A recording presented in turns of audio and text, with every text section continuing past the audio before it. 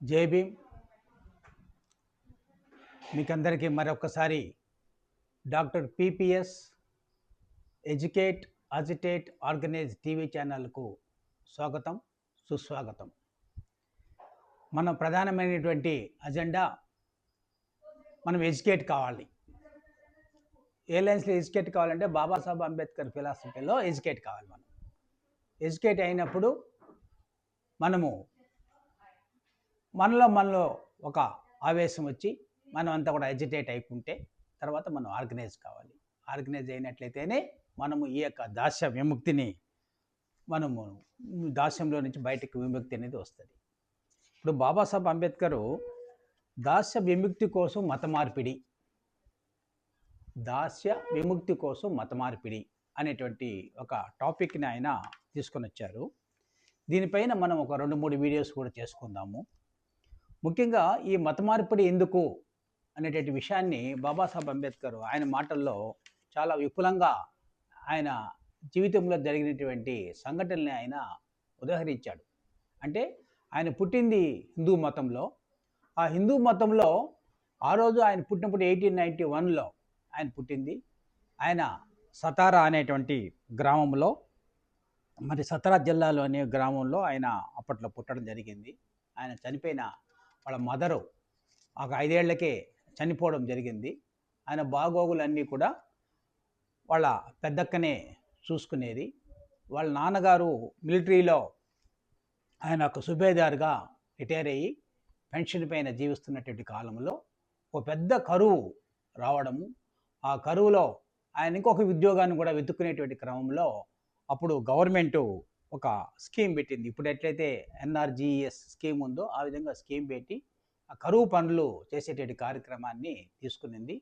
ఆ కరువు కూలీలకు జీతాలు ఇచ్చేటువంటి ఒక ఉద్యోగాన్ని మరి బాబాసాహెబ్ వాళ్ళ నాన్నగారికి వాళ్ళు తీసుకోవడం జరిగింది.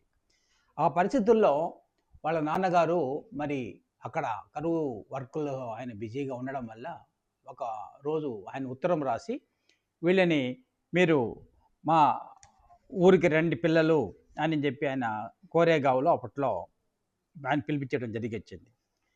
పిలిపిస్తే వీళ్ళు ట్రైన్లో బయలుదేరి, అంటే ఇవన్నీ ఎందుకు చెప్తున్నాడు చరిత్ర, ఆయన చెప్పిన బాబాసాహెబ్ అంబేద్కర్ గారు చెప్పినటువంటి చరిత్ర ఇది. నేను హిందూ మతాన్ని ఎందుకు విడనాడాల్సి వచ్చింది, దానికి కారణాలు ఏంటంటే ఆయన బాల్యంలో జరిగినటువంటి ఇన్సిడెంట్ అనమాట ఇది. అంటే వాళ్ళ ట్రైన్లో ప్రయాణం చేసి అక్కడికి వెళ్ళి అక్కడి నుంచి వాళ్ళ నాన్న పనిచేసేటువంటి ప్లేస్కి వెళ్ళడానికి మరి వేరే ట్రాన్స్పోర్టేషన్ లేకుండా వాళ్ళు ఒక బండి ఎద్దుల్ని మాట్లాడుకొని, అది కూడా ఆ బండి ఎద్దులతను కూడా మీరు ఫలానా పిల్లలా, కానీ మీరు చక్కగా మంచి డ్రెస్ వేసుకున్నారు, ఇవన్నీ ఉన్నాయి, కానీ మీరు నమ్మలేకపోతున్నాను అని చివరికి వాళ్ళతో డబల్ ద రేట్ ఇచ్చి, అంటే 10 రూపాయలు బండి బాడుగ అయితే 20 రూపాయలు బండి బాడుగ ఇచ్చేటట్టుగా మాట్లాడుకొని ఆ బండిని వీళ్ళే తోలుకుంటూ పోవాలి. ఆ బండిని తోలుకుంటూ పోయి అక్కడ వాళ్ళు ఆ విలేజ్కి వెళ్ళాలన్నమాట. వాళ్ళ నాన్నగారు ఉండేటువంటి సతారాకి వెళ్ళాలి. ఆ క్రమంలో మరి కొంత కాలం ప్రయాణించిన తర్వాత మాకు దాహం వేస్తూ ఉంది అని చెప్పి వీళ్ళు అడగడంతో మరి ఆయన అక్కడ అప్పుడు వీళ్ళ యొక్క కులము, మేము మహర్ కులానికి సంబంధించినటువంటి వాళ్ళని తెలిసి ఆ బండిలో నుంచి వీళ్ళని కిందకి ఆయన తోసేయడం కూడా జరిగింది. అది ఆయన వాళ్ళ మనసులో చాలా ఆయనకి కలిసి వేసింది. ఇది అంటే వీళ్ళు ఈ కంటోన్మెంట్ ఏరియాలో ఉండడం వల్ల అక్కడ వివక్షత అనేది తక్కువగా ఉండేది. ఈయన ఇప్పుడు ఈ ప్రత్యక్షంగా బాబాసాహెబ్ అంబేద్కర్ వాళ్ళ తమ్ముడు వాళ్ళు చూసినటువంటి ఈ యొక్క కార్యక్రమం, ఈ యొక్క ఇన్సిడెంట్ ఏదో ఉందో అది బాబాసాహెబ్ మైండ్లో బాగా ఆయనకి పడింది అన్నమాట. అది ఒక ఇన్సిడెంట్ అయితే, ఆయన కటింగ్ చేసుకోవడానికి మరి ఆ రోజుల్లో మరి మంగళాయన అనేటువంటి వాళ్ళు వచ్చి కటింగ్ చేసేటటువంటి వాళ్ళు. మరి ఆ ఊర్లో మంగళవాళ్ళు చాలామంది ఉన్నప్పటికీ కూడా వాళ్ళు కటింగ్ చేసుకోవడానికి వీళ్ళకి మహరు కులస్తులకి కటింగ్ చేయడానికి నిరాకరించేటటువంటి వాళ్ళు. ఆ నిరాకరించే క్రమంలో వాళ్ళ అక్కగారే కటింగ్ చేసేది వీళ్ళకి. ఎందుకు చేస్తుంది మా అక్క, నాకు ఎందుకు మంగళాయన చేయడం లేదని అంటే ఈ వివక్షత. ఇది బాబాసాహెబ్ మైండ్లో చాలా స్ట్రాంగ్గా మైండ్లో పడింది ఆయనకి.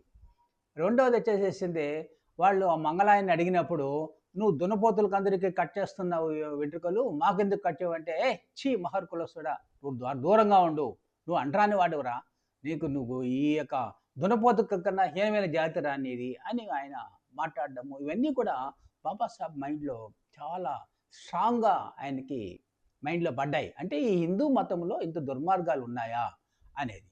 రెండవది వచ్చేసింది ఆయన స్కూల్లో మరి చేరినప్పుడు ఆయనకి లోపల ప్రవేశం లేదు స్కూల్ లోపలికి. బయట గడప దగ్గర ఒక గోనె పట్టేసుకొని అక్కడి నుంచి కూర్చొని ఆయన లోపల చెప్పే పాఠాలని వినేటువంటి కార్యక్రమం జరిగింది. అది ఆయనకి చాలా బాధేసింది. ఏంది ఈ పిల్లలందరూ లోపల కూర్చున్నారు, నన్ను మాత్రం బయట కూర్చొని పెట్టారంటే, నువ్వు మహాస్కులస్తుడివి, నీకు ఇక్కడికి రానిచ్చిందే గొప్ప, బయట కూర్చో అని చెప్పి ఆయన చాలా దుర్మార్గంగా వాళ్ళు అక్కడ ఉన్నటువంటి మాస్టర్స్ మాట్లాడడం. రెండవది ఏంటంటే అదే స్కూల్లో ఆయన నీళ్లు తాగడానికి పబ్లిక్ ట్యాప్ ఉన్నటువంటి ప్లేస్లో వెళ్ళి నీళ్లు తాగాలంటే ఆయనకి నీళ్లు పోసి ఆయన తీసుకోవడానికి వీలు లేదు. దాని దగ్గర దరిదాపులకు కూడా పోవడానికి వీలు లేదు. అక్కడ ఉన్నటువంటి వాచ్మెన్ దయచేసి ఆయన మగ్గులోకి తీసుకొచ్చి నీళ్లు పోస్తే ఆ నీళ్లు తాగాల. అది బాబాసాహెబ్ అంబేద్కర్ యొక్క మనసును కలిచివేసింది అనమాట. పొరపాటున ఆ రోజు కనుక వాచ్మెన్ కనుక రాకపోతే కనుక ఆయనకు నీళ్ళు తాగడానికి అవకాశం ఉండేది కాదు. ఇలాంటివన్నీ కూడా ఆయన చిన్నతనంలోనే ఆయన ఈ యొక్క వివక్షతను సవిచూడడం వల్ల ఆయనకు అప్పుడే మనసులో ఒక భేదం ఏర్పడింది.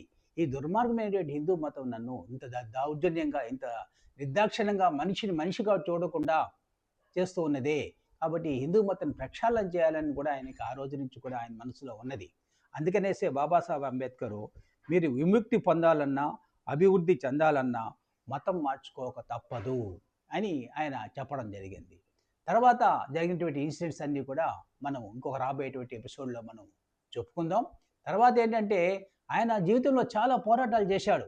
మరి మనకు కాలారాం టెంపుల్ ఎంట్రీ కోసము మరి అక్కడ ఉన్నటువంటి దళితులంతా కూడా ఆ టెంపుల్లోకి ప్రవేశించడానికి మరి ప్రయత్నం చేసినప్పుడు వాళ్ళపైన దాడులు కానివ్వండి, వాళ్ళు ఒక 2-3 ఏళ్ళు అక్కడ నిరాదీక్షలు చేసినా కూడా వాళ్ళు పట్టించుకునే పాపాన్ని పోలేదు. అలాంటివన్నీ బాబాసాహెబ్ మైండ్లో ఉన్నాయి కాబట్టి ఆయన ఈరోజు మీరు విముక్తి పొందాలన్నా, మీరు అభివృద్ధి చెందాలన్నా మతం మార్చుకోక తప్పదు అనేటటువంటి ఒక స్టేట్మెంట్ని బాబాసాహెబ్ అంబేద్కర్ ఇచ్చారు. మనము నెక్స్ట్ ఎపిసోడ్లో కూడా ఈ యొక్క మతం మార్పిడి అంటే ఇది చాలా సెన్సిటివ్ ఇష్యూ. మత మార్పిడి అనేది చాలా సెన్సిటివ్ ఇష్యూ. బాబాసాహెబ్ అంబేద్కర్ అల్టిమేట్గా తీసుకునేటువంటి బుద్ధిజం వైపు ఆయన ఎందుకు ప్రయాణం చేశాడు, మరి అప్పుడు ఉండేటువంటి బ్రిటిష్ పాలకులు ఆయన ఏ విధంగా ఇన్ఫ్లుయెన్స్ చేసి మరి క్రిస్టియానిటీలోకి రమ్మంటే ఎందుకు ఆయన క్రిస్టియానిటీలోకి పోలేదు అనేటువంటి విషయాన్ని కూడా మనము రాబోయేటువంటి ఎపిసోడ్స్లో మనం తెలుసుకుందాము. కాబట్టి మీరంతా కూడా తప్పకుండా ఈ యొక్క ఆలోచనని మీరు మత మార్పిడి అనేటువంటి ఆలోచనని మీరు తెలుసుకోవాలా అనేటువంటిది నా యొక్క ప్రధానమైనటువంటి ఆలోచన. ఎందుకంటే బాబాసాహెబ్ కన్నా మించిన మేధావి ఈ భారతదేశంలోనూ ప్రపంచంలోనూ లేడు. మరి ప్రపంచమే ఆయన యొక్క మేధావితనాన్ని గుర్తించి ఈరోజు ఆయన జయంతిని వాళ్ళు నాలెడ్జ్ డేగా డిక్లేర్ చేసుకున్నారు. మరి ఈరోజు అమెరికాలో బోస్టన్లో కానీ, హ్యూస్టన్లో కానీ అన్ని స్టేట్స్లో కూడా అన్ని యూనివర్సిటీలో, ఆయన కేంబ్రిడ్జ్ యూనివర్సిటీలో కూడా మరి అంబేద్కర్ జయంతులు జరుపుతున్నారంటే మరి ఆయన ఎంత నాలెడ్జ్వంతుడో మనం గుర్తుపెట్టుకోవాలి. కాబట్టి ఆయన ఇచ్చిన నినాదాన్ని మనం తీసుకొని మనము దాస్య విముక్తి కోసం మత మార్పిడి అనేటువంటి ఆలోచన మనం అందరిలో కూడా మనం తెలుసుకోవాలి.